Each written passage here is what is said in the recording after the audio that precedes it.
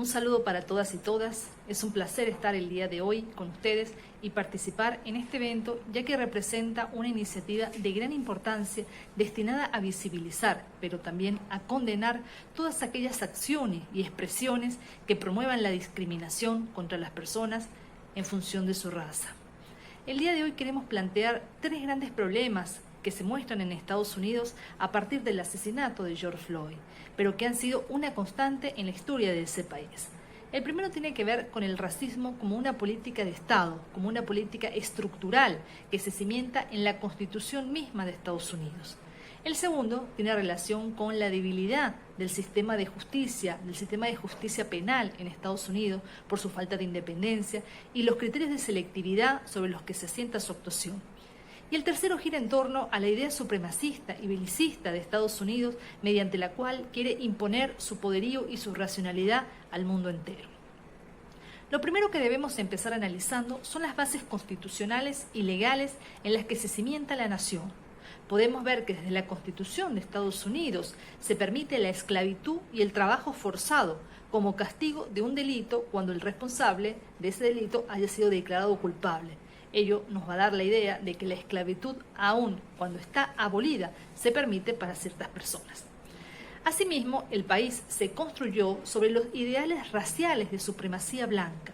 40 de los 56 fundadores que firmaron la Declaración de Independencia, así como 10 de los 12 primeros presidentes de Estados Unidos tenían esclavos. La Constitución no reconocía a los negros como seres plenamente humanos, ya que se contaba a las personas esclavizadas como 3/5 partes de una persona libre. Es decir, la ideología que sustenta el Estado norteamericano está fundada en la idea de superioridad, y lo vemos también en la doctrina Monroe y en la del Destino Manifiesto. Esta idea de supremacía blanca es lo que ha impulsado 2 siglos de violencia racial contra los afroamericanos, mexicanos y chinos, y a miles de linchamientos que se han venido sucediendo, asesinatos en masa y una presunción de peligrosidad y culpabilidad que persiste hasta nuestra actualidad. El racismo ha estado institucionalizado hasta hace muy poco, ya que a finales del siglo XX en los Estados Unidos existía un régimen de apartheid, donde, por ejemplo, los negros no podían votar. También en algunos estados existía toque de queda a partir de ciertas horas de la noche. Existía segregación territorial en los servicios básicos, como por ejemplo el transporte, la salud, la educación, entre otros. Pero también había linchamientos menos conocidos en Estados Unidos, como por ejemplo los que se sucedieron contra mexicanos, americanos en los estados fronterizos de ese país, o contra los chinos americanos en California y en otros estados del noroeste de Estados Unidos, como el famoso linchamiento que se sucedió en 1870, documentado en el libro Expulsados, la guerra olvidada, de Jean Purcell, la masacre de Los Ángeles contra 500 personas de nacionalidad china, entre los que se encontraban niños, niñas y adultos. Así, la historia de Estados Unidos da cuenta que todos los grupos organizados que buscaban la liberación de los afroamericanos fueron perseguidos, criminalizados, encarcelados y muertos, como ocurrió, por ejemplo, con la persecución y el genocidio contra las Panteras Negras o los asesinatos de Luther King y Malcolm X. Solo por mencionar algunos datos, entre 1880 y 1968 hubo 4.700 linchamientos contra personas afroamericanas en ese país, sin contar los hechos contra poblaciones mexicanas y chinas que ocurrieron en ese país. Al mismo tiempo que se perseguía a estos grupos y a estos líderes, se permitía, avalaba y promovía los grupos que predicaban la superioridad o la supremacía blanca. Lo que ocurre en Estados Unidos con los afroamericanos y otras minorías de ese país, como los latinoamericanos, los asiáticos y árabes, forma parte de una política de Estado, de una política estructural que aupa la discriminación, la xenofobia y el racismo. Forma parte de las ideas y la filosofía de los llamados padres fundadores, sobre los cuales se cimienta la construcción del Estado norteamericano. Por ello, las minorías continúan sufriendo el terror racial mediante la violencia auspiciada por el Estado desde hace más de 2 siglos. La foto que mostramos al inicio de nuestra intervención muestra el cuerpo de Rubin Stacy, que cuelga en un árbol en Florida. en 1935, cuando estaba bajo custodia de los ayudantes del sheriff acusado de atacar a una mujer blanca. Y esto tiene algunas similitudes con lo que ocurrió con George Floyd, aun cuando lo ocurrido con Floyd fue un linchamiento moderno, legalizado. Ambos fueron realizados a la luz pública por parte de la autoridad y lo que quería era aleccionarse a los de su mal llamada raza, mostrar la deshumanización de los afroamericanos, y esto es un denominador común de los incidentes recientes ocurridos en ese país. Pero también este sistema racista se manifiesta en las políticas públicas, y esto lo vemos en las prioridades que tiene Estados Unidos, que con su poderío militar, que puede destruir este planeta varias veces, no tiene cómo defenderse de un virus porque no produce guantes, no produce mascarillas ni ventiladores, ni tiene un Estado que pueda afrontar la protección de la vida humana primero antes que la economía. La única manera de resolver las políticas sociales es matando, dejando morir a los que no son productivos. ¿Quién muere en Nueva York? Los afroamericanos, los latinoamericanos y quienes son empobrecidos.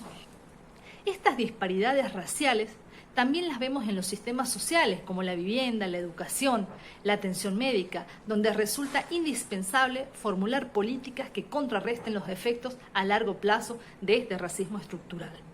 En ese sentido, como organización de derechos humanos, rechazamos toda política de Estado destinada a crear y fijar estereotipos despectivos, la elaboración de perfiles negativos y estigmatización de personas en razón de su fenotipo, incompatibles con las obligaciones que les incumben de conformidad con el derecho internacional de los derechos humanos.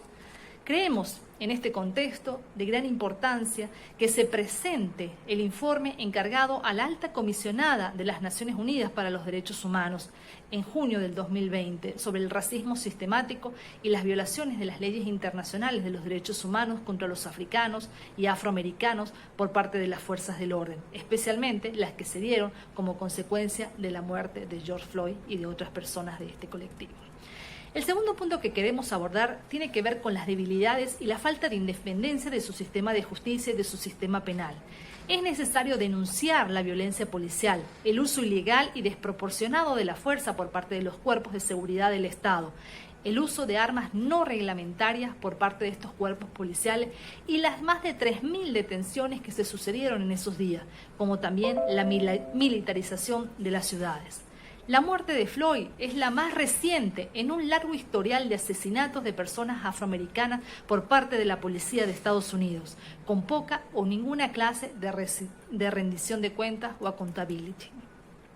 Numerosos estudios han revelado importantes disparidades raciales en las tasas de detenciones y de registros policiales. Una encuesta reciente encontró que el 95% de los departamentos de policía de Estados Unidos, la tasa de arrestos de personas afroamericanas era más alta que la de personas blancas, a veces con una frecuencia de más de 10 veces, a pesar de que se trata de una minoría en la población.